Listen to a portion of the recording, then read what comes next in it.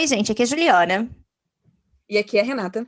E esse é Os Fantasmas Nos Divertem. Por que eu tô animada? Eu não sei. Mas parece que faz muito tempo que a gente não grava. E assim, a gente gravou semana passada. Ah, eu sei porque você tá animada, mas a gente não, a gente não pode comentar sobre isso. Não comentamos sobre o fato. Porém, já quero deixar aqui pedido desculpa se alguém estiver ouvindo barulho de obra. Hoje a culpa não é da Renata, a culpa é minha. Yay! Ai, que bom que eu posso tirar esse peso das minhas costas, sabe? Não sou eu hoje, gente. Yay! Ai, A Maquita rindo. não vai vir daqui. Rindo Rindo pra de não nervoso chorar. daí, né? Pois Exato. é. Gente, como é que vocês estão, né? Cara, que coisa doida. Os dias estão passando muito rápido, eu tô muito chocada. Eu só queria dizer isso. Pois é. Eu ia falar besteira. O que eu ia dizer. Eu ia falar alguma coisa mais de Eurovision, mas eu já esqueci o que que é. Ai, olha, eu sei que vários fantasminas mandaram mensagem pra gente nas redes sociais dizendo: Ai. por culpa de vocês, estou ouvindo Maneskin o dia inteiro. Olha só, Renata, olha a só. gente fica feliz. Eu acho que a gente tem que começar a fazer um podcast só sobre Eurovision. Será, Juliana? Nossa. Quando a gente vai Juliana, conseguir fazer isso, eu não sei. era isso que eu ia falar. Para com isso, que toda hora a gente cria um projeto novo e ele fica encaixotado de alguma Não, Renata, forma. mas eu tô falando em voz alta porque se alguém roubar nossa ideia, aqui é a prova de que nós falamos antes. Eu gosto disso. Tá bom, Entendeu? então. É só pra deixar bem claro. Nossa, menina, eu tava comentando aqui, indiquei, inclusive, nas redes sociais, aquela série Hum, Panic, sim. que algumas pessoas acham que tem alguma coisa a ver com pânico, mas não. Aham.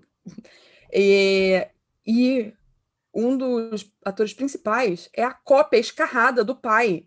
É assustador. Ai, eu vi isso. Menina, você sabe que eu não abro o Twitter e eu abri hoje e eu vi isso. Sim, gente, o filho do Jack Nicholson é a cara do Jack É a Nicholson. cara dele em Iluminado, diga-se de passagem. Sim, e as expressões que ele faz, quando ele faz cara de maluco, então, eu tô olhando, eu falei assim, gente, eu acho que eu não sabia que eu tinha um crush no Jack Nicholson, mas eu sinto que agora eu tenho um crush no Jack Nicholson porque eu tenho um crush nesse menino, que é a cópia do Jack Nicholson, Deixa eu te entendeu? falar, sabe o único momento que eu acho ele charmoso? Hum, Tem um filme que é um filme. Ele e a Meryl Streep, eles fazem um casal. E hum, é o primeiro filme feito a partir de um roteiro da Nora Ephron. Você sabe que eu amava a Nora Ephron. E uhum, é baseado na vida real dela, porque ela se casou com o Carl Bernstein, um hum, dos dois jornalistas que desvendaram Watergate. uhum. E não é, no caso, é o Dustin Hoffman, no Todos os Homens do Presidente, que ela casou. E Ai, desculpa, daí. também tenho um crush no Dustin Hoffman nesse filme em específico. Pois é, então você gostaria de. Eu acho que você vai gostar de ver esse filme. Qual é o nome dele? Meu Deus do céu. É Heartburn em, Heartburn, isso em mesmo. tá escrito aqui que é A Difícil Arte de Amar. Pois é, um título que não tem nada a ver em português, né? É, mas ok. Mas é um filme basicamente contando a história do relacionamento deles e como eles se divorciaram. Fica aí o spoiler, todo mundo sabe que eles não estão mais juntos. E daí Beleza. é muito Nossa, bom vou esse filme, procurar. diga-se de passagem. Vou procurar, vou procurar. E é a única vez que eu acho ele meio que charmoso, assim, sabe? Não sei se é porque ele Sa- tá fazendo uma pessoa que é meio escrota, mas que a gente acha importante, assim. Uhum. Tem aquele outro filme que ele tá, que, ai, gente, é meio estranho falar isso. Coitada, né? Aqui dizendo que virei Maria Ai, Rivotril, né? Pra dizer um negócio desses. ai, o que? Mas Um O One Estranho Flew no Over the Cuckoo's Ninho, Nest. ele mesmo. Mas ele também, entendeu? Tá bonitinho lá, só pra dizer isso. O legal é que Maria Ai, Maria Rivotril, Rivotril é sabe? maravilhoso. Pelo amor de Deus, agora eu só quero falar Maria Rivotril. Exato. Ai, Ai, mas gente. então, hoje, gente, o tema. Pensa numa estrada vazia, no meio da noite. Você precisa chegar em um lugar. Você não tem um ônibus, não tem um táxi, não tem um Uber pra chamar. Você não tem ninguém, você perdeu seu telefone, tá sem bateria, Renato. O que que você faz? Ah, eu sempre choro, obviamente, mas Pois é, assim. mas aí você vai tentar sobreviver, não é verdade? Então você vai pedir uma carona. O tema de Levantar o hoje é dedinho. carona, entendeu? E nisso, existe um filme de terror, inclusive, que eu assisti 2 semanas atrás, que tem tudo a ver com o tema, que se chama Rota da Morte, Uh, ou Dead End. tô jogando no Google. E, sim, tem um ator que eu acho que você vai gostar, que é o Ray Ai, Wise. Ray Wise. Eu sei que Sim, filme é esse. Calma, eu sei que filme é esse. Eu gosto desse filme. Sim, eu gostei desse filme. Ele é Muito literalmente. louco. Ele grita 2000. Não, 2003. Ele grita. Aham. Eu fui feito em 2003. Muito louco, não é? Sim, mas assim, eu curti, ele me entreteve e tal. E, gente, basicamente é isso. Cuidado com as caronas aí. Ou não, entendeu? Mas cuidado, entende? Às vezes você não consegue nem escapar. Ou então só não toma um caminho estranho, né? Também tem isso. Tem essas coisas. Você faz o mesmo caminho há 20 anos. Pra que que você vai alterar ele do nada? Não é A mesmo? gente já tá descrevendo o filme aqui. Exato, é isso. Ai. É um filme bem curto. Na verdade, ele tem menos de 1 hora e meia, o que é meio É um chocante. milagre, né? Ser um filme Sim. decente, assim. Então, a minha primeira história é do The Scientist. E é o homem que me deu uma carona para casa. Eu sei que hoje tem quatro histórias. Uh. Duas minhas e duas da Juliana. Então, a gente vai alternando enquanto a gente for lendo elas. De certa forma, eu fiz um favor ao mundo. Me deixe contar uma história sobre algo que aconteceu há 20 anos, quando eu tinha 11 anos. Eu frequentava uma escola particular no norte do estado do Maine, localizada entre duas grandes florestas de pinheiros. A escola acabava passando uma sensação horrível e degradada. Não era possível ver nenhum prédio dentro do campo de visão do campus. Minha casa ficava a alguns quilômetros dela. Tinha sorte de ter meus pais, mas éramos pobres. Eu contei aos meus amigos que os salários miseráveis dos meus pais não eram suficientes para comprar um carro. Eu ia para a escola todos os dias andando.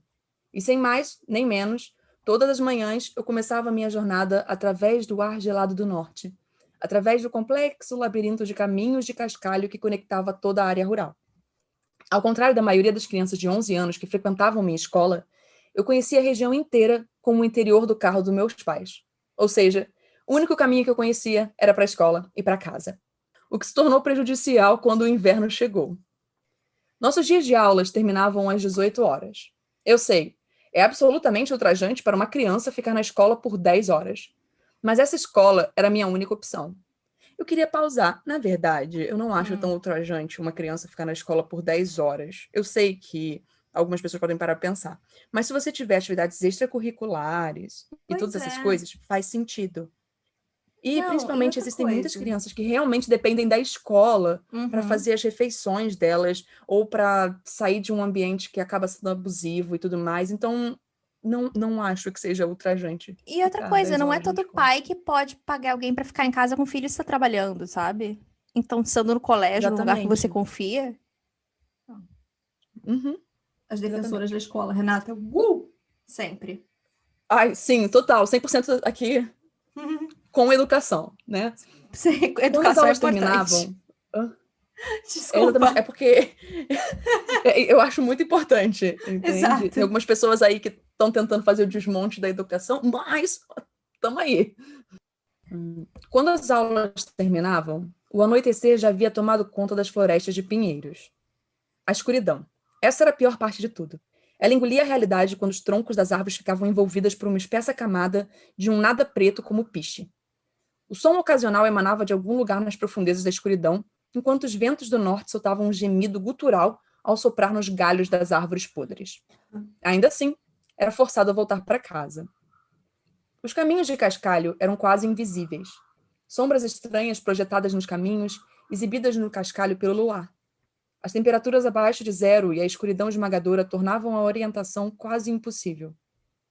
Em uma noite de inverno, fiz uma curva errada.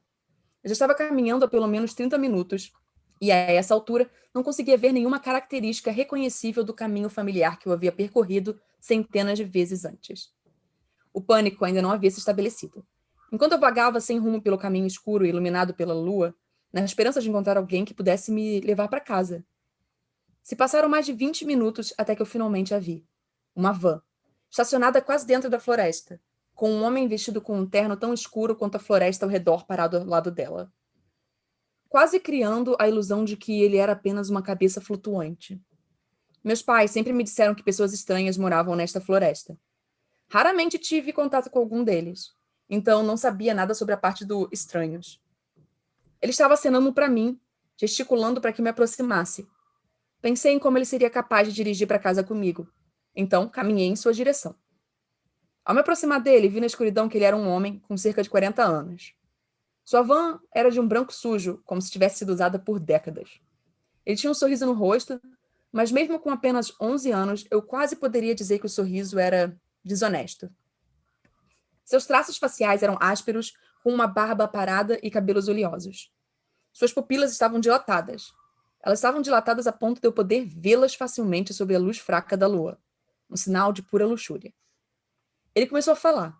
Sua voz era baixa e suave, e eu, aos 11 anos, ouvia atentamente. Olá, garotinho. Onde estão seus pais? Alguém como você não deveria estar vagando por aí quando está escuro. Eu respondi. Acho que posso ter errado o caminho 30 minutos atrás. Eu quero ir para casa. Mas por que você não liga para os seus pais? Ele disse. Seus pais estão em casa? Senão posso dar uma carona na minha van. Não, eles não estão em casa. Acho que disseram que estão ocupados fazendo trabalho no escritório, disse. Tem apenas meu irmão sozinho em casa. Ele tem 6 anos, então ele não pode dirigir. Assim que soube que meu irmão estava sozinho em casa, vi seu braço direito flexionar, fechando o punho. Ele exalou profundamente e vi a nuvem de ar enevoado sair de sua boca no ar gelado do Maine. Assim que ele fez isso, vi o brilho da lâmina de uma faca em sua manga. Eu não fugi. Eu nem mesmo pedi ajuda. Dei meu endereço a ele e entrei na van. Quando olhei para o porta-malas, vi marcas de arranhões profundos e corda, como se ele intencionalmente tentasse destruir sua van. Uma pequena mancha de sangue localizada em um dos cantos da van apareceu com a luz interna do veículo. Nesse momento, mesmo a mais ingênua das crianças teria percebido os sinais. Mas eu não. Me sentei calmamente na parte traseira de sua van enquanto ele dirigia em direção à minha casa. Pensei em como o homem era grande e forte. Seu braço flexionado na floresta gelada onde o encontrei. Eu vi seu rosto no espelho retrovisor e tive um vislumbre de um sorriso de escárnio. Um homem tão bom, tanto músculo e gordura amadurecido até os 40 anos. Ele poderia facilmente ter me matado. Eu vi o quão forte ele agarrou o volante, quando ele parou na frente da minha casa. Ele saiu e vi como sua coxa era grossa. Aquela pele musculosa presa a ossos imensamente fortes. Eu vi que meus pais haviam estacionado dentro da garagem hoje. Ambos os carros escondidos de vista. Graças a Deus. Ser filho único significava que meus pais raramente saíam de casa, o que tornava tudo ainda mais fácil para mim. Meus pais não tinham emprego. Eles me ensinaram que a única coisa pela qual as pessoas ganham dinheiro é a comida. Todo o resto é desnecessário. Carros e bicicletas podem ser roubadas. As casas podem ser ocupadas após a saída de seus proprietários anteriores. E comida? Meus pais também não precisavam de dinheiro para isso. Comida estava andando até a minha varanda, se preparando para chutar a porta com sua perna carnuda, onde meus pais aguardavam lá dentro com um rifle. Então, sim, eu acho que as pessoas estranhas realmente viviam naquela floresta. Yay! Eu tô me sentindo feliz por eu não ter falado. Que criança burra! Não tem que falar que tá sozinha em casa. Mas ainda bem que eu não falei, viu? Sim! Eu gosto muito dessa história porque você acha que... Sim, subvertendo. Você acha que vai dar tudo errado ali, mas na verdade a carona não era carona que era muito do bem, não. Pois é. Ai, gente, gostei. Tá. Vamos pra minha primeira, que é a minha primeira curtinha também. A outra que é grande. Que é a seguinte. Eu gosto que as nossas 2 primeiras histórias meio que subvertem o gênero, porque olha o título da minha. Se você estiver dirigindo à noite, não pare para qualquer carona. E é The Legacy of Potato. Gostei. Acho importante, eu concordo com essa pessoa. Sempre odiei dirigir à noite. Sempre me senti inseguro. Como se algo pudesse saltar sobre mim a qualquer momento. Mas depois que aconteceu comigo alguns anos atrás, estou apavorado com isso. Eu estava dirigindo por uma estrada abandonada em algum lugar no oeste da Virgínia por volta das 2 da manhã. Eu estava dirigindo há horas. Tudo que eu queria fazer era dormir, mas não havia motéis à vista. Notei um homem alto e magro com cabelo castanho parado na beira da estrada. Suas roupas eram velhas e esfarrapadas. Ele parecia estar pedindo carona. Eu ignorei no início, mas era como se algo me obrigasse a deixá-lo entrar. Eu me aproximei dele e diminuí a velocidade. Ele me notou. Perguntei se ele precisava de alguma carona e ele assentiu. Eu deixei entrar e eu gostaria de nunca ter feito isso. Então, eu disse. Para onde você está indo? Qualquer lugar. Havia algo tão estranho na maneira como ele falava. Ele não tinha sotaque nem nada. É que a sua voz era tão genérica, parecia automatizado, como algo que você ouviria em um programa de conversão de texto em voz. A resposta enigmática que ele me deu me perturbou. Qualquer lugar? O que diabos ele quis dizer com isso? Me desculpe? Eu disse qualquer lugar. Sua voz se tornou mais firme, mais autoritária. Algo sobre isso me compeliu a continuar dirigindo mais e mais. Antes que eu percebesse, eu estava cercado pela escuridão total. Meu carro quebrou e eu não conseguia me mover. Comecei a hiperventilar, um suor frio escorrendo pelas minhas costas. Figuras escuras circulavam o carro. Alguns pressionavam suas mãos sombrias contra janelas, outros arranhavam o carro. Houveram até alguns sussurros fracos. Eu me senti como se estivesse prestes a desmaiar. Isso não poderia estar acontecendo. Tentei desesperadamente fechar os olhos para me afastar do que diabos estava acontecendo, mas eu estava paralisado. Mais figuras começaram a olhar pelas janelas, olhando diretamente para mim. Eu olhei de volta para eles, incapaz de olhar para qualquer outro lugar, forçado a isso. Minha respiração ficou mais pesada, mais em pânico. As figuras estavam arranhando as janelas persistentemente. Não sei quanto tempo passou, mas cada segundo parecia uma eternidade. O arranhar ficou cada vez mais alto. Algumas das figuras batiam nas janelas. Os sussurros se tornaram grunhidos. Uma das janelas quebrou. A última coisa que eu vi antes de desmaiar foi um braço sombrio estendendo-se para mim. Acordei em um quarto branco e limpo, deitado em uma cama macia. Uma mulher com um longo casaco branco estava ao meu lado. Você finalmente acordou, ela disse. O que aconteceu? Eu perguntei. Seu carro foi encontrado capotado no acostamento de uma estrada. Francamente, é um milagre você estar vivo. Fiquei aliviado demais para ficar chocado. Pelo menos agora eu estava vivo, protegido dessas coisas. De repente me lembrei do homem que dei carona. Ele estava seguro? Essas coisas o machucaram? E o outro homem no meu carro? Ela olhou para mim com uma expressão de confusão. Não havia mais ninguém no seu carro, ela disse. Eu estava chocada demais para responder. Tudo tinha sido uma alucinação. Parecia a explicação menos assustadora. Eu aceitei por causa da minha sanidade. Depois de uma longa estada no hospital, finalmente voltei para casa. Eu segui em frente com a minha vida, nunca contando a ninguém o que eu vi aquela noite. Mas mesmo agora, em noites escuras como aquela, eu ainda vejo vultos sombrios estendendo a mão para mim com um canto do olho. É isso. Gente do céu. Acho que a parte do ficar arranhando, sabe? Me Dá deixa meio. Uhum. Dá uns gatilhos aí. É o combo arranhar andando de 4, entende? Esse daí, então, pior ainda. Só pra dizer. Nossa. Então vamos pra minha história agora. Minha segunda. Talvez, né? Vamos ver o que vai dar nessa daqui. Que é da Life is Strange, Me Too. A carona que me pediu pra levá-la pro inferno. Você sabia que a gente tem uma palavra pra pessoa que pede carona, mas ela é muito estranha? O quê? Ai, fala, qual? É caroneiro, não é? É É caroneiro. caroneiro? Ah, eu achei que fosse isso, mas sei lá, você falou do jeito que eu achei que fosse ser uma coisa tipo couve Scott, que é uma coisa que a gente não espera. Não, mas caroneiro é estranho, sabe? Ah, não sei. Tanto é que foi. Nossa, eu não sei. Eu fiquei até surpresa agora com o E fato de você que eu fui sabe que tem direto. o nome da pessoa que dá carona também? Caronador. Não, aí já tá errado. Não, é caronante. Não, caronante pra mim é mais estranho do que caroneiro. Eu acho. Achei, sei lá. Né? Prefiro caronador, Renata. Caronador. Caronador. É quase um coronador, roteador de Covid. Ih, olha lá, que Cuidado. coisa horrível. Acho que estranho. O que diabos ela estava fazendo aqui numa hora dessas? Pisei no freio e o carro diminuiu a velocidade até parar. Eu olhei pela janela para a mulher. Ela era uma figura lamentável. Ombros caídos, cabeça baixa, enquanto a chuva caía sobre ela. Baixei a janela. Procurando uma carona? Eu perguntei. Ela levantou a cabeça e concordou. Soltei o cinto de segurança com um clique, me inclinei e abri a porta do passageiro. Ela entrou e afastou o cabelo encharcado do rosto. Ela era bonita. Para onde você está indo? Eu perguntei. Ela disse baixinho. Eu acho que pro inferno. Eu ri da piada, mas minha risada morreu quando vi a expressão grave em seu rosto. Bem, eu disse, eu posso te levar até Los Angeles. Eu acho que é o mais perto do inferno que você pode chegar sem morrer. Eu rio disso, é engraçado de fato.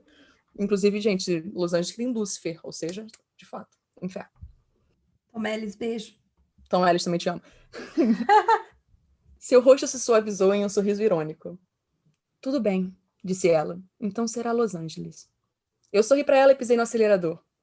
O silêncio caiu sobre nós enquanto íamos, e a chuva caía cada vez mais forte. Mesmo com os limpadores em velocidade máxima, era impossível ver através da interminável cortina de água. Então, o que ia atrás aqui em um clima como este? Eu finalmente disse. Ela parecia um pouco assustada enquanto olhava pelo para-brisa da caminhonete. Oh, disse ela. Odeio a chuva. Sim, eu disse, é uma coisa boa ter te encontrado. Essa área está sujeita a ter inundações repentinas. Um arrepio convulsivo sacudiu seu corpo inteiro. Aumentei o aquecimento. Ei, eu não quero soar como um pervertido, mas você não deveria tirar essas roupas molhadas? Eu tenho algumas secas sobressalentes na parte de trás e eu não vou olhar você se trocar, eu prometo. Ok, ela disse. Ela puxou o casaco e a camisa imediatamente, antes de estender a mão para trás e pegar uma camiseta velha que eu mantinha como reserva. Oh, meu Deus! Eu disse. Agora que ela tinha tirado seu casaco, eu podia ver seu pescoço. Um hematoma espesso e roxo o circundava. Ela parecia ter sido estrangulada. Você está bem? Eu perguntei. Você precisa de cuidado médico? As ambulâncias não vêm até aqui. O mesmo para a polícia. É muito remoto. Certo, eu disse. Essa mulher estava começando a me deixar desconfortável, e nossa conversa mais uma vez caiu no silêncio. Alguns minutos se passaram antes que ela falasse de novo, bem quando o carro estava prestes a chegar ao topo de uma grande colina. Pare o carro, disse ela. Eu diminuí, mas não parei. O que aconteceu? Eu perguntei. Pare o carro. Eu não posso fazer isso, eu disse. Estou com um horário apertado, sabe? E, além disso, não posso simplesmente deixá-la aqui com esse tempo. Ela se virou para mim. O olhar em seu rosto estava totalmente em branco quando ela agarrou o volante e puxou. O carro deu um solavanco para a direita e os pneus cantaram quando pisei no freio. Eu puxei o volante para trás, mas não adiantou. O caminhão bateu no guarda-corpo. Gente, guarda-corpo é aquele negocinho da estrada, sabe? De metal. Só para explicar, porque eu sei que algumas pessoas acham esse nome um pouco estranho. É estranho, parece que é um caixão. Exato. Arrancando um poste e mergulhando na lama. Puta que pariu! Eu gritei. O que diabos está errado com... O que diabos? A mulher havia desaparecido. Eu apertei os olhos para fora da janela para a chuva. Ela tinha caído de alguma forma enquanto o carro estava derrapando? Olhei para o cinto de segurança dela, ainda estava afivelado. Isso era muito estranho para mim. Eu pisei no acelerador, mas as rodas do veículo apenas giraram. Eu estava preso na lama. Peguei meu telefone e liguei para a polícia para avisar onde eu estava, mas eles disseram que não poderiam me encontrar até que as condições climáticas melhorassem. Me conformei em esperar, liguei o rádio e tirei uma soneca. É tudo que eu ia fazer. Uma mulher sumiu, assim, do nada. Dá uma relaxada, né, Renata? Não tá fazendo nada. Acordei com uma batida na minha janela. Abri os olhos apenas para ver um policial, gesticulando para que eu baixasse a janela. Eu fiz. Bem, disse ele em um sotaque sulista bem forte. Acredite ou não, você pode simplesmente ser o filho da mãe mais sortudo do planeta. Desculpa? Venha, vou te mostrar. Esse não é o meu sotaque sulista, gente. Eu só tô me empenhada a falar que nem o policial. Renato, por alguns segundos eu quis que você falasse inglês só pra ouvir a sua versão. a versão texana da Renata.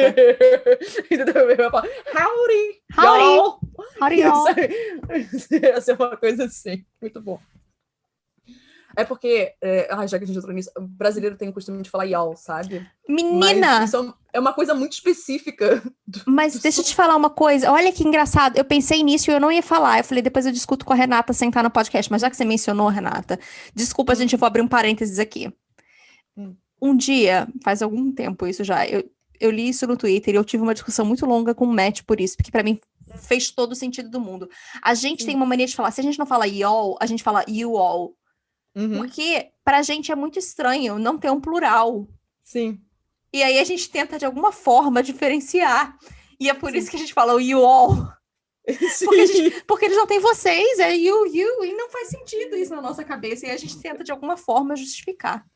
Exatamente, porque o you é tanto singular como plural. Pois e é. Pra nossa cabeça, isso não é assim que funciona. Não sei, Renata, o dia que eu li isso, tanta coisa fez sentido, assim, pra mim, na mesma hora, sabe? Eu nunca tinha pensado. Eu falei, como eu nunca pensei nisso? Meu Deus. Sim. É isso, mas desculpa. Faz sentido pra gente, mas eu acho engraçado que a gente pegou um costume pra falar algo que é muito usado por um público muito específico nos Estados Unidos, sabe? Pois é, a vida, né? Continuando. Fiz o que pediu e nós dois caminhamos até o topo da colina. No meio da estrada, abaixo, alojada em uma enorme poça de lama, estava uma pedra com cerca de metade do tamanho da minha caminhonete. Você subiu aquela colina, disse o policial. Acho que você nunca teria visto isso na chuva. É uma sorte você ter perdido o controle quando fez. Caso contrário, bem... Ele me olhou. Mas eu não perdi o controle, eu disse. Essa mulher que eu peguei, ela era uma carona. Ela puxou o volante e me jogou no lamaçal. Sério? Ele disse. Para onde ela foi? Ela desapareceu. Uma expressão peculiar apareceu em seu rosto. Você lembra como ela era? Ah, sim. Cabelo preto, olhos azuis e... E o quê? Um hematoma em volta do pescoço. Era bem horrível. O policial acenou com a cabeça e suspirou. Parece que se encontrou Maggie. Ela é a lenda local daqui. Lenda? O oficial acenou com a cabeça e explicou. Aparentemente, Maggie era uma mãe solteira que trancou a filha no quarto para evitar que a menina fugisse com um namorado abusivo. Ela saiu para trabalhar e deixou a filha, levando a chave com ela. Choveu forte naquele dia e a casa foi inundada. A filha não conseguiu sair e se afogou. Maggie ficou inconsolável. Ela se enforcou uma semana depois. Seu bilhete dizia que ela iria para o inferno para pagar por seus pecados. Mas ela não foi para o inferno. De acordo com a lenda, ela permaneceu na Terra, salvando motoristas do mesmo destino que sua filha havia sofrido. Eu acho que posso ter batido minha cabeça no acidente, que Maggie pode ter sido nada mais do que uma alucinação, exceto por uma coisa. Quando voltei para o meu carro, a camisa e a jaqueta que ela estava vestindo ainda estavam lá, encharcadas, no banco do meu passageiro. Eu ainda os tenho. É isso. Então, eu gostei de pegar essas duas histórias porque, assim, as duas histórias são sobre caronas. No caso, que uma não é positiva, né? Ela é mais mal intencionada ainda do que o caronante, como a gente descobriu. E nessa segunda, na verdade, a carona era uma pessoa bem intencionada, sabe? Olha, Era um ser bem intencionado em ajudar. Positiva, né? Uhum. Bom, vamos para uma negativa, então. Ai, adorei, Juliana. Você leu que nem as histórias que a gente lê dos ouvintes. Ai, meninas, aí ele morreu e foi isso. Bem, amo vocês. Beijo. Foi de propósito mesmo. Porque, olha só, pelo título você já vai entender que é uma pessoa que era, de fato, bem intencionada, mas deu ruim também. 23 anos atrás, peguei uma carona. Não fui capaz de me livrar dela desde então. E é da Helicular. Vamos falar assim. Verão de 1997. A estrada Verão aberta... de 1997, Juliana? 1900. Então, 1997? Isso me lembra o quê? Desculpa, gente, eu sei, eu interrompi Juliana. Aí. Não, os filmes Rua do Medo que vai sair, né? O primeiro não é em 1997? Menina, tô ansiosíssima. Ou já saiu quando esse episódio for ao ar? A gente não... Não saiu não. Vai sair em julho. Ah, é julho? Eu São não sei 3 porque achei que fosse semanas agora de no início julho. de junho. Mas eu não sei porque eu achei que fosse agora em junho. Eu ia falar, será que saiu no dia que a gente tá gravando e daí vai sair depois? Não sei, fiquei O confusa. primeiro é nos anos 90, e o outro acho que é nos anos 70, alguma coisa assim. E o último é em 1666. É o último que pra mim não é o que me deixa muito animada. Eu tô ansiosa pro primeiro e pro segundo. O Pois primeiro, é, principalmente. Mas vai que nos surpreendem, né, Renata? A gente não sabe. Veremos. Vamos lá. A estrada aberta cortava o horizonte ao meio. Uma pintura a óleo emoldurada pelo meu para-brisa. 300 quilômetros de fazendas, subúrbios e ruas da cidade, me prometendo isolar da minha cidade de merda, da minha mãe de merda, da minha velha vida de merda. Eu estava colocando 6 horas de campo entre mim e tudo que eu sabia. O pensamento era inebriante. Eu estava transbordando de liberdade quando a vi. Uma morena comum, apontando o polegar para o céu no trecho quente da rodovia. Eu achei estranho, porque ninguém aponta o polegar para o céu, é para trás, né? Mas tudo bem. Nossa, imagina apontar o polegar. A gente geralmente aponta o indicador. O indicador. Você quer fazer uma pergunta, meu amor? Tá com a dúvida? E ainda tem aquele lance, né?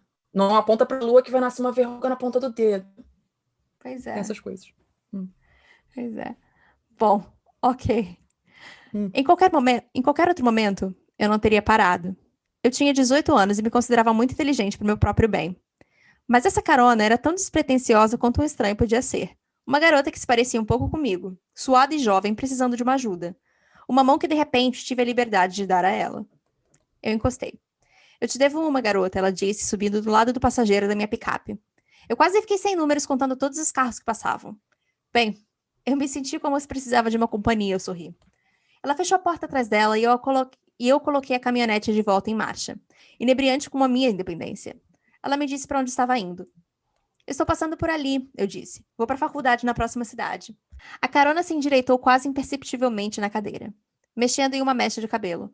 Ai, eu tô tão exausta. Para que faculdade você vai? Eu disse a ela. Ela enrugou o nariz. Ah, a escola estadual. Eu estava voando alto o suficiente para afastar o desdém velado. O que você está fazendo aqui? Eu perguntei educadamente.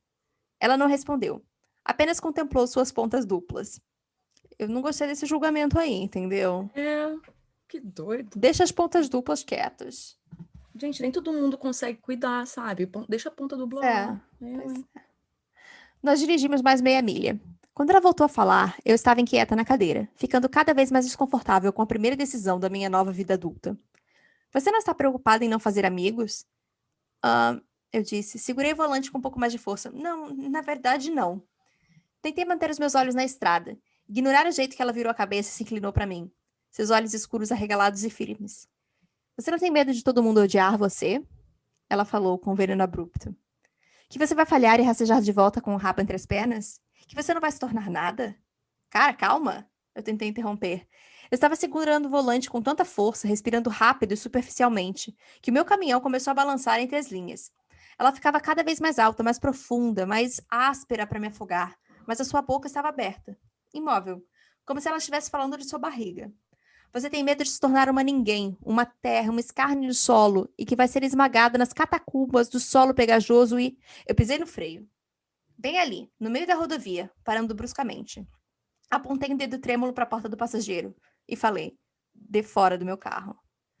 Por um segundo assustador, ela ficou congelada.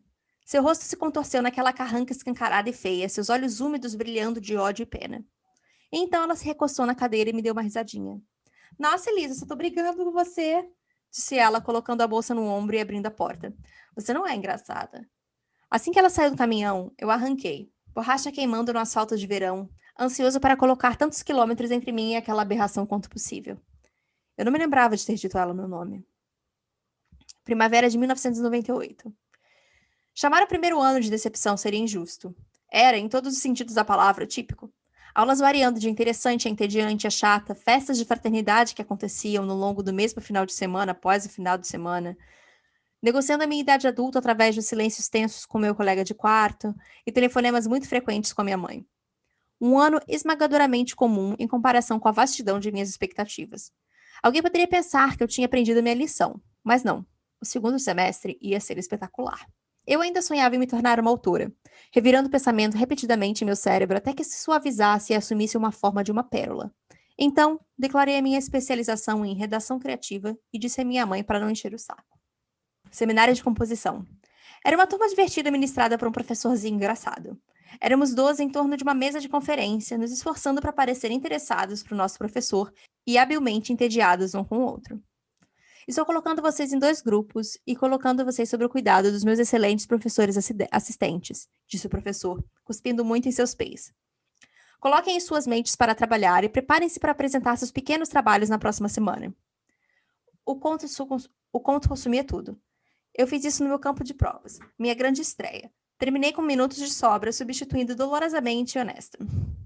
Eu abri a porta da sala de aula 204B, segurando meu manuscrito contra o peito e parei.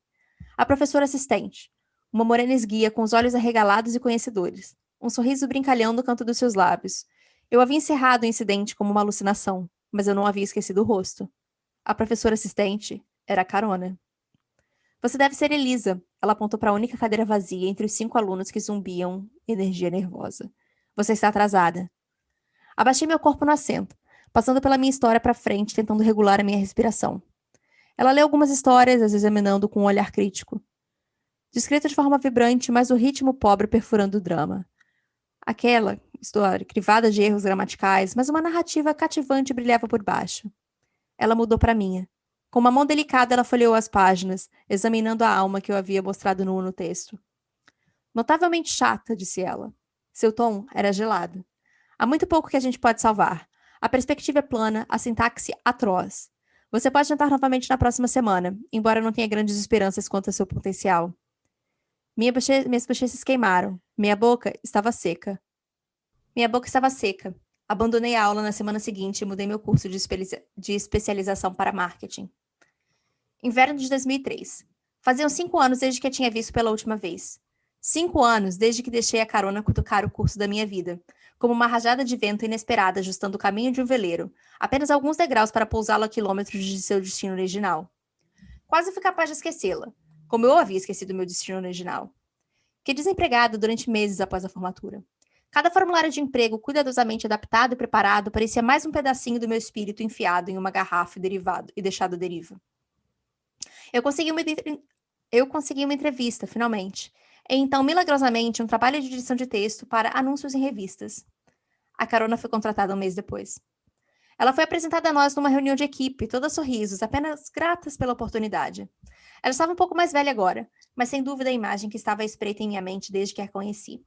Ela apertou a minha mão, como se não tivesse ideia de que nós nos conhecíamos, ou que o meu coração estava batendo contra a parede do meu peito, como se eu tivesse sido enterrada viva.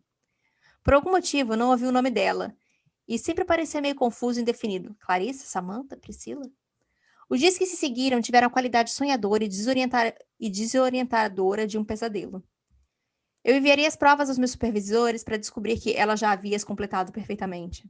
Eu ia a um restaurante para encontrar os meus colegas de trabalho para almoçar e descobri que não havia lugar na mesa porque ela já estava lá, os encantando com uma história. Ela quase nunca se dirigia a mim diretamente, mas ela não me deixava em paz. Ela esperou até que fôssemos as únicas a trabalhar até tarde. Eu estava perfeitamente ciente de que ela havia se preparado para estar ocupada. Ela inclinou a cabeça para mim, inclinando seus longos cabelos sobre a mesa, olhando com aqueles olhos grandes. O silêncio no escritório parecia ensurdecedor. Se você ficar aqui, eles vão descobrir, ela sussurrou. Eu parei de escrever. Abaixei minha caneta, olhei para ela e eu falei: o quê? Eles vão saber que você veio das tacas da terra, que você é uma coisa baixa rodante, que você cresce torça na escuridão. Eu dei um tapa nela. Eu nem sabia que eu tinha me levantado. Minha mão doendo com um golpe, pairando no ar. Seus olhos mortos nunca deixaram os meus. Seu sorriso de boca aberta cresceu mais amplo. Não voltei ao trabalho e ignorei todas as ligações do meu chefe, até que me informaram que eu havia sido demitida. Outono de 2005. Minha filha estava me partindo em dois. Eu esperei tanto para vê-la entrar no mundo e, assim, ela estava me matando. Agarrei o braço do meu marido enquanto ele me dizia para empurrar com tanta força que deixei meias luas onde os meus dedos se cravaram em sua carne. Ele estava preocupado que a dor estivesse me oprimindo a ponto de ficar sem palavras. Mas, por mais agonizante que fosse, não era o parto que estava me roubando as palavras. Era que a enfermeira do parto era a Carona. Eu não conseguia desviar os meus olhos dela. Inalar, expirar. Ela não dizia nada para mim naquele dia. Ela silenciosamente verificou meus sinais vitais e me ajustou. Hoje parecia que ela não estava interessada em descrever a minha miserável humildade. Ela só queria me lembrar de sua presença. A Carona foi o primeiro humano a tocar a minha filha bebê, molhada e gritando, a conduzindo à sua existência. Talvez um aviso de que ela perseguiria a vida da minha filha como ela havia assombrado a minha. Inverno de 2011. Ela estava parada perto de mim. Eu estava na cama. Meu marido no trabalho. Eu estava me encolhendo sobre os lençóis. Ele vê o que você é, que está abaixo dele. Você está o arrastando para a terra. Ele acredita que será engolido, ele será encerrado. Você está afundando ele por isso. Abafei o som pressionando o cobertor em volta das minhas orelhas até ela ir embora. Quando meu marido chegou em casa, ficou perplexo com a minha fria irritabilidade em relação a ele e a minha incapacidade de explicar por que eu estava com tanta raiva. Primavera de 2018. Um e-mail apareceu no meu telefone quando entrei na garagem depois do trabalho. Era do administrador da escola. Minha filha de 14 anos de idade havia abandonado inesperadamente a disciplina eletiva de jornalismo. E como estava na metade do semestre, ela receberia uma falta. Eu invadi a porta da frente. Cassandra, sentada no sofá com seus fones de ouvido e seus cabelos castanhos amarrados em um rabo de cavalo, não percebeu quando eu entrei. Mas percebeu quando eu comecei a gritar. Tem algo que você quer me dizer? Eu exigi, segurando meu telefone como se fosse uma evidência irrefutável de sua traição. Cassie, como você pôde? Ela ficou um pouco branca, cambaleando para trás. Mãe, desculpa, eu queria te contar, mas eu sabia que você ia apenas tentar me convencer do contrário. Seus olhos arregalados estavam cheios de lágrimas. Suspirei com raiva de mim mesma por não ter demonstrado alguns segundos para me acalmar no carro. Me ajoelhei ao seu lado, pegando suas mãos. Cassie, eu disse. Eu sei que você é jovem e parece que nada do que você faz agora importa, mas importa. Você está decidindo que tipo de pessoa você deseja ser. Isso significa que você tem que fazer o que for preciso para perseguir seus sonhos. Isso significa que você tem que continuar mostrando as faculdades que está trabalhando em sua redação. Ela fungou. Aliviada pela minha explosão, parecia ter murchado. Mas havia algo a mais. Algo que ela não estava me dizendo. Cautelosamente, eu me arrisquei. O que é? Cassie apertou a mandíbula em uma linha determinada. Mãe, não é mais o meu sonho ser escritora. Eu quero ser astrofísica. Encostei como se ela tivesse me dado um soco. Querida, mas você sempre quis ser escritora, lembra? Você é tão talentosa, você não pode desperdiçar isso. E se eu quiser desperdiçar? Você não, eu me disse, tranquilizando tanto quanto ela. É para isso que você nasceu, querida. Você é tão boa nisso, eu só quero ajudá-la a alcançar os seus objetivos. Ela franziu a testa e não disse mais nada. Eu a deixei ir com o aviso de que a próxima vez que ela largasse uma aula sem falar comigo primeiro, significaria ficar de castigo por um mês. Não que houvesse alguma chance de seu pai impor isso durante as semanas alternadas que ela passava em sua casa. Eu ainda estava cambaleando de preocupação por ela estar saindo do seu caminho. Que ela seria desencaminhada assim como eu. Assim que Cassie colocou seus fones de ouvido de volta, a carona começou a me atacar. Não sua presença física, apenas um grasnado violento em minhas têmporas. Ela luta pela luz, você tem medo de pesar ela, você não pode levar ela. Fechei os meus olhos e cobri os meus ouvidos até que a voz saiu. Eu estaria condenada se fosse deixá-la determinar a trajetória da vida da minha filha como ela determinou a minha.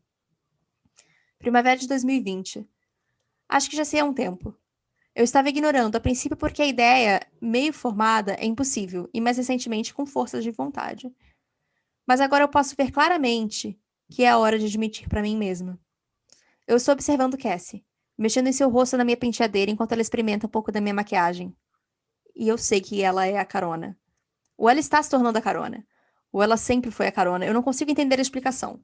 Tudo que eu sei é que Cassie está crescendo e se tornando uma bela jovem, que parece exatamente a mesma garota que subiu na minha caminhonete 2 décadas atrás e se recusou a me deixar em paz desde então. Você pode me ensinar a usar o delineador? Ela pergunta. Eu me levanto em silêncio, para mostrar a ela como passar o pincel ao longo de sua pálpebra em uma linha fina. Eu não sou muito boa nisso, mas as tentativas desastradas de Cassie são piores. No final, ela parece um guaxinim disforme. Ela faz uma careta para o seu reflexo e cai na gargalhada. Eu respiro, sem perceber que estava petrificada e que ela iria explodir em lágrimas. Bem, isso é um fracasso. Vamos sentar de novo outro dia. Ela ri enxugando os olhos com um cotonete. A admiração cresce em meu peito. Como eu produzi isso, essa criatura resiliente, esse pacote saltitante que podia tomar socos e tropeçar em obstáculos com facilidade graciosa. Cassie, eu digo, brincando com uma mecha em seu cabelo. Você é linda, você vai fazer o que quiser. E mais, você vai fazer isso de forma excelente e brilhante, com ou sem delineador. Seu sorriso tem um ar de preocupação, como se eu estivesse mostrando sinais de loucura. Não seja estranha, mãe. Mais tarde. Enquanto ela sai da sala, eu sei. Posso ter me atrapalhado em toda essa coisa de ser mãe, mas de alguma forma, apesar de mim, minha filha conseguiu se tornar o tipo de pessoa que fará o que eu não pude. Se a carona pode aparecer um dia, não há nada que eu possa fazer para evitar isso. Mas agora entendo que quando chegar o dia, Cassie vai empurrar esse demônio para o lado e ele será esquecido em questão de minutos. É isso. Gente do céu, que carona louca. Ai, gente, arruma uma vida, né? Não é? Mas na hora que ela começou a falar que a filha tinha virado uma carona, de certa forma, quando você tem um filho, ele não é carona durante uns 9 meses? É uma carona, Renato. Será que você entendeu, Renato? Isso é uma metáfora para gravidez? Não sei, entendeu? Eu só Pode deixar ser. aí no ar, entende? Fica aí a dúvida. Nossa. Mas eu gostei, achei legal. Ai, é isso, né? Sim, então, gente, vocês já tiveram uma experiência com carona estranha? Porque eu lembro que uma das primeiras histórias de Pablo não envolvia carona? Foi aquela que. A carona infernal lá, né? Que deu quase tudo errado, não foi? Pois é. Pois é. Exato, eu lembro disso. Gente, é isso. Mandem pra gente fantasmasnosdivertem@gmail.com que a gente lê num futuro susto dos fantasminos. Uau! Acabou. Eu sempre acho estranho porque eu sinto que é egoísta da minha parte dizer que eu jamais daria carona a alguém. Eu sei, A não ser que eu conhecesse essa pessoa, sabe? Não sei, você. Não sei, a gente Seu pai já deu carona pra Deus? Ai, putz, eu tinha esquecido. Renata, você gosta de me lembrar disso? Sim, seu pai deu carona a Deus. Ai, vamos deixar isso assim, que será que alguém vai entender? Ninguém vai entender isso. Exato, interessante, entendeu? Mas seu pai deu carona a Deus, eu nunca vou esquecer. Você não queria que ele desse, e ele deu. Ele achou que nós fôssemos amigos, olha. E eu falei, não! E ele levou ele pra jantar ainda, isso que é o pior de tudo. Não só foi só uma carona, Juliana. Não foi uma carona. Meu pai achou que a gente era amigo. E levou ele pra jantar. E eu fiquei muito puta com isso. E o pior de tudo é que ele não se lembra. Ai, eu sei, porque quando a gente entra no táxi com ele, ele conta pra gente e a gente fica. Você não lembra ele? Não lembro, não. Porque mora aqui? Mas quando aí... a gente passa pela casa de Deus, ele fica, mora aqui? Muito bom. Então Bom, é isso, gente. Até o Entendedores próximo. entenderão. Exatamente. Só a Até o gente. próximo episódio e fiquem bem. Tchau. Bu!